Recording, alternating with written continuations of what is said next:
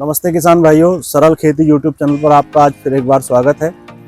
मैं एक बार फिर से आज आम के बाग में हूं और आज हम विस्तृत बात करेंगे आम की बागान पर, आम की खेती पर, आम की बुआई पर। आम की बुआई किस समय होनी चाहिए, आम का पौधा किस समय में लगाना चाहिए, सीजन में इसका सही समय कौन सा होता है, एक पौधे से दूसरे पौधे की दूरी कितनी होनी चाहिए, आजकल आम को पकाने के लिए कौन सा ऐसा केमिकल या कौन सा ऐसा चीज आती है जिससे उसको सही तरह से पकाया जा सके, आम का तोड़ने का सही तरीका क्या होता है, आम के कीट प्रबंधन हम किस तरह से कर सकते हैं, इन सभी बिंदुओं पर आज हम चर्चा करेंगे। हमारे साथ हैं अशोक कुमार जी।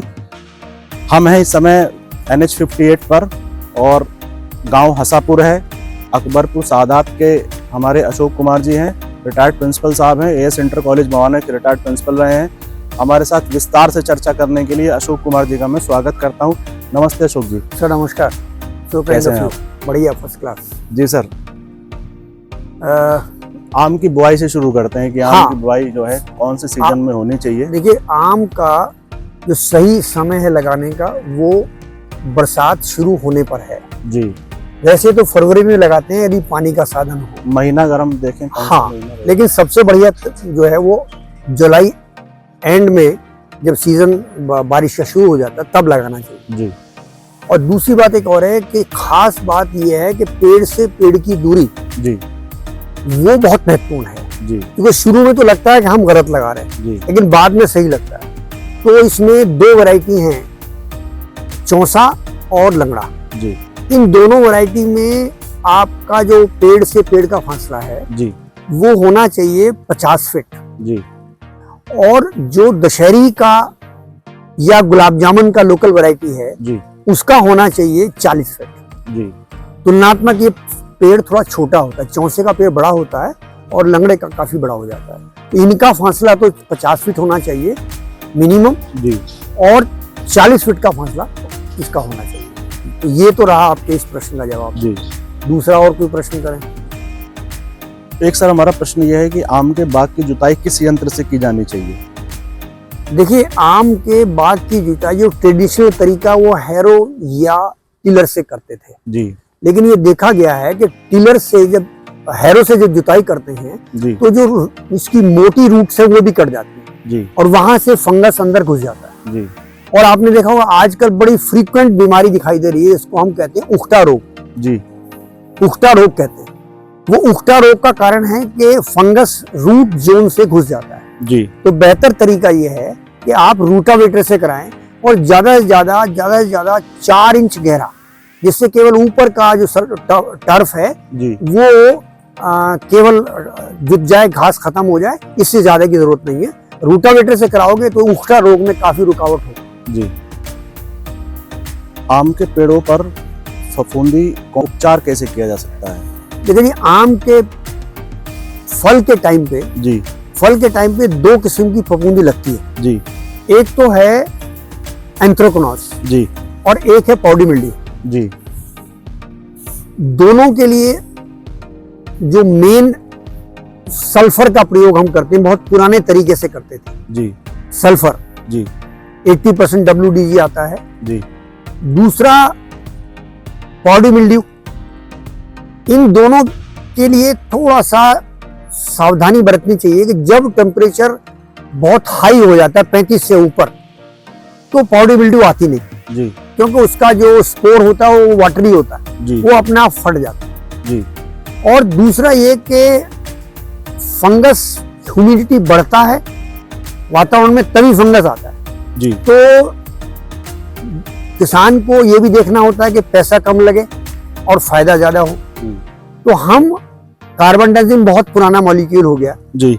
उससे अलग एडोक्सिस्ट्रोबिन है या एंट्रोकॉल है, ये सब हमारे पेस्टिसाइड्स हैं, फंजीसाइड हैं, वो जी। उनका प्रयोग एंथ्रेक्नोज के लिए जी। और पाउडी मिल्ड्यू के लिए सल्फर है या फिर हाई टेम्परेचर जब 30 डिग्री से ऊपर होता है तब सल्फर का प्रयोग नहीं करना चाहिए जी जी। क्योंकि वो बर्न कर देता है। बहुत महत्वपूर्ण जानकारी आप अशोक जी दे रहे हैं हमारे दर्शकों के लिए। एक अगला सवाल हमारा ये है कि पेड़ों पर, आम के पेड़ों पर कितनी बार हमें खाद देनी चाहिए एक सीजन में।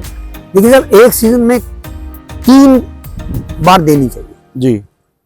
एक तो आप जैसे ही फसल समाप्त होती है जी जुलाई एंड में या अगस्त में, जी तब आप जमीन में डाल दें। जी उसमें नाइट्रोजन, फॉस्फेट और पोटाश, जी ये मेन एलिमेंट्स हैं, जी और साथ में माइक्रोन्यूट्रिएंट्स। जी दूसरा टाइम है दिसंबर का, जी जब बर्ड बस्टिंग शुरू होती है। जी और तीसरा टाइम है फिर जब फ्रूट सेट हो जाता है तब। जी तो 3 बार आप डालेंगे जी तो वो पौधे को मतलब फल में भी ग्रोथ होगी और जी। उसमें फायदा होगा। एक आम के ऊपर बड़ा आजकल शिकायत रहती है कि कालापन आ जाता है, हाँ, उस कालेपन का क्या उपचार होता है? देखिए, कालेपन को रोकने का जो सिस्टम है वो उसकी रूट में जाइए। जड़ क्या है कालेपन होने का? जी। उसकी जड़ है हॉपर।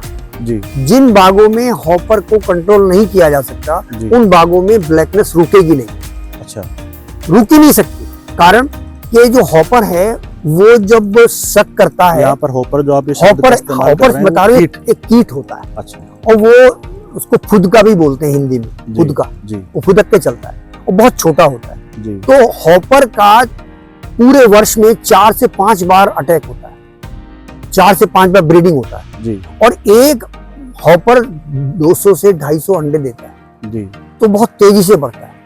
तो हॉपर को अगर आपने काबू कर लिया तो आप ब्लैकनेस रोक पाएंगे, क्योंकि हॉपर अपना पेशाब छोड़ता है, इसको एक्सक्रीटा बोलते हैं, और वो चिपचिपा होता है, उसके ऊपर काला फंगस जिसको सूटी मोल्ड बोलते हैं वो आ जाता है, वो काला पड़ जाता है। काला पड़ेगा 100%। काला पड़ने से आम भी खराब, आम भी खराब होगा, और market स्किन में खराब भी होगी। खराब। हाँ, दूसरा ये है कि हॉपर का मैं कंट्रोल बताता हूँ।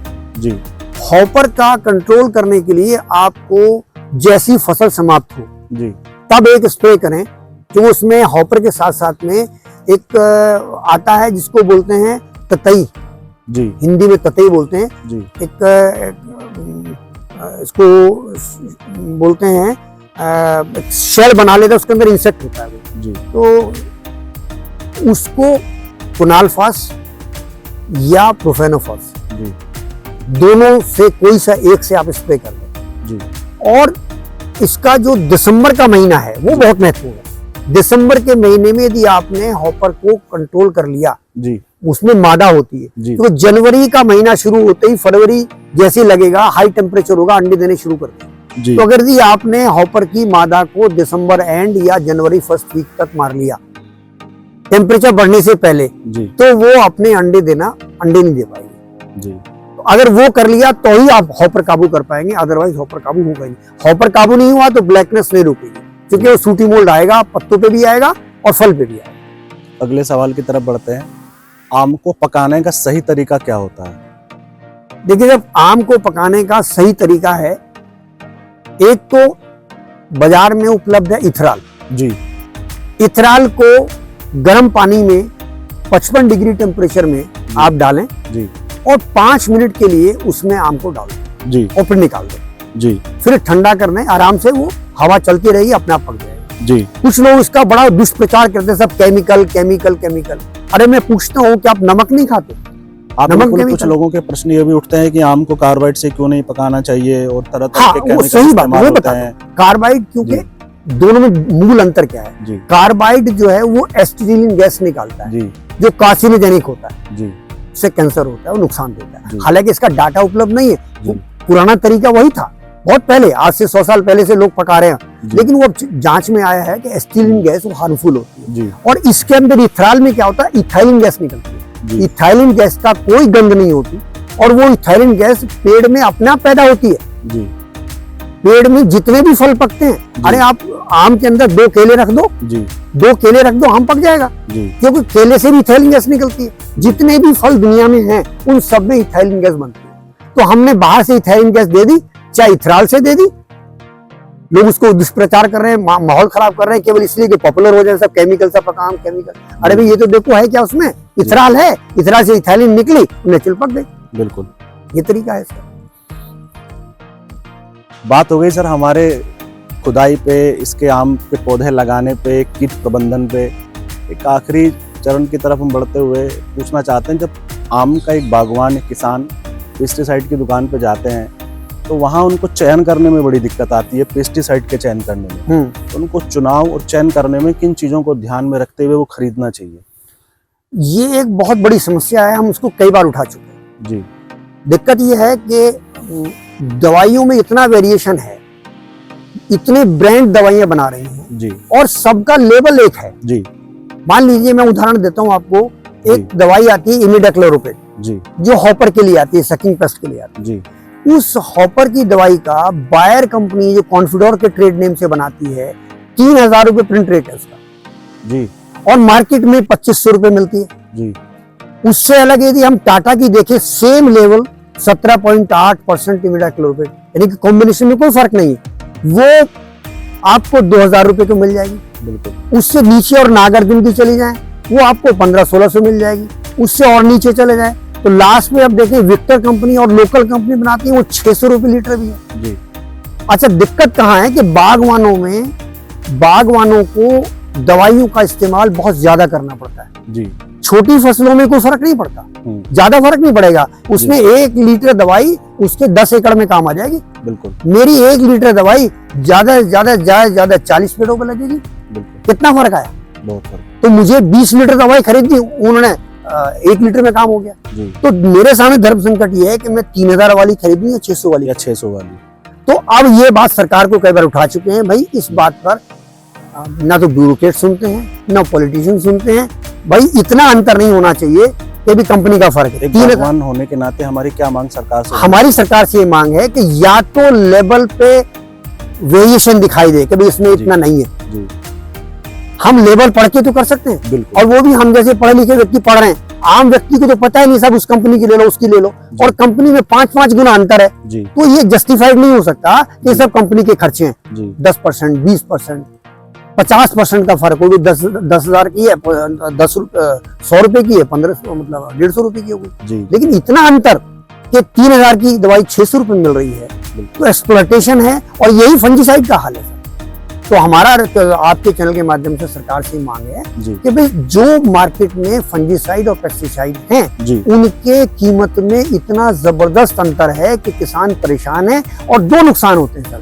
हॉपर या फंगस काबू नहीं आता, पूरी साल में फसल बर्बाद हो जाती है और वो बाद में दुखी होता है। इसकी कोई भी सिस्टम प्रबंधन सरकार की तरफ से नहीं है। सबके चाहे महीने बंधे होते होंगे, भगवान जानते क्या होता है इनकी कंपनियों का और सरकार का, इनका क्या घालमेल है। किसान तो परेशान है। जी।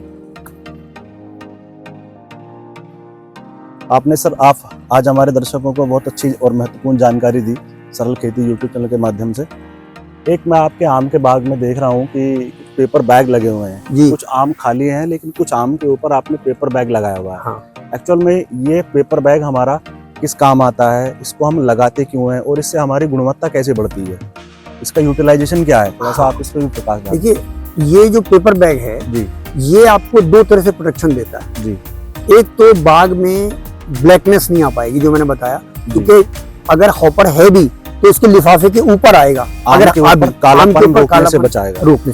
जी। दूसरा एक फ्रूट फ्लाई का, जी, आपने देखा होगा, हमारा यूरोप गया था एक बार, जी, तो यूरोप ने बैन कर दिया, क्योंकि फ्रूट फ्लाई जो है वो क्या करती है, इसके अंदर मादा जो है अपने अंडा दे देती है, बाद में अंदर कीड़ा बन जाता है। जी। तो जब ये कवर है और हमने कवर इसको मई में किया, जी। फ्रूट फ्लाई का स्कोप मई के बाद होता है, जैसी बारिश होती है और सीजन होता है तो वो फ्रूट फ्लाई आती है, जी। तो फ्रूट फ्लाई से बचेगा और क्वालिटी इंप्रूव हो जाएगी। देखने जैसे बारिश का मौसम है तो क्या बारिश के बाद ये खराब हो जाएगा या एज इट इज बना रहेगा? नहीं, बना रहेगा ये, इसमें कोई फर्क नहीं पड़ता। मैं आपको दिखाता हूँ, बारिश से कुछ नहीं, पेपर इस किस्म का है ये, और बल्कि इसके अट्रैक्शन बनता है। इसका आप फल जो है दोनों में अंतर करके देखेंगे और आपको दिखाता हूँ जी। ये आपका जो आम है ये बिना बैग का है, ऊपर देख रहे होंगे आप जी, है ना। ये ब्लैक आपको ग्रीनिश दिख रहा है जी, हालांकि ये भी साफ है क्योंकि मैंने चेक किया हुआ है, हॉपर नहीं है जी, है ना। और अब दूसरा आम दिखाता हूँ आपको मैं जी, ये वाला आप देखिए, ये मैंने बैगिंग किया हुआ है, इसमें कलर में आपको अंतर दिखाई देगा, ये अट्रैक्टिव भी होगा आप जी। बड़ा खूबसूरत आम है, कोई इसके ऊपर काला धब्बा नहीं है। हाँ, इसकी क्वालिटी भी इंप्रूव होगी और इसमें खूबसूरत दिखने में लग रहा है। इसमें आप जो है हॉपर से भी बच गया और फ्रूट फ्लाई से भी बच गया। अब दूसरा सवाल आपने कहा सर कुछ बचे कुछ नहीं, वो दिक्कत है हमारे पास सर, हमारे पास कोई टूल्स नहीं, क्योंकि हम जितना सीढ़ी से बांध सकते हैं, हाइट तक आप जाने में आसानी है, हाँ वहाँ बांध लेते हैं, आप बांध देते हैं। बाकी अगर हमारे पास हाइड्रोलिक हो, मैंने सरकार से कई बार कहा भी, मैंने रिक्वेस्ट भी की, सब CISH में भी कहा कि भी हमें आप बिना इंटरेस्ट के 10 साल के इंस्टॉलमेंट पे दे दो जी। हाइड्रोलिक आती है, सेल्फ प्रोपेल्ड आती है, जी। उसमें 18 फीट तक आदमी जाता है आराम से, एक ही आदमी बांध के नीचे आ जाएगा। वो अपने यहाँ हाइड्रोलिक व्यवस्था भी नहीं है। नहीं है हमारे पास, जी। और वो चूंकि महंगी मशीन है जी। तो हमने कहा भाई सब्सिडाइज मत करो, हमें 10 साल के इंस्टॉलमेंट पे दे दो, हम तैयार हैं। लगभग कितनी लागत इसकी होती और है? लगभग एक हाइड्रोलिक 10 लाख रुपए की आती है।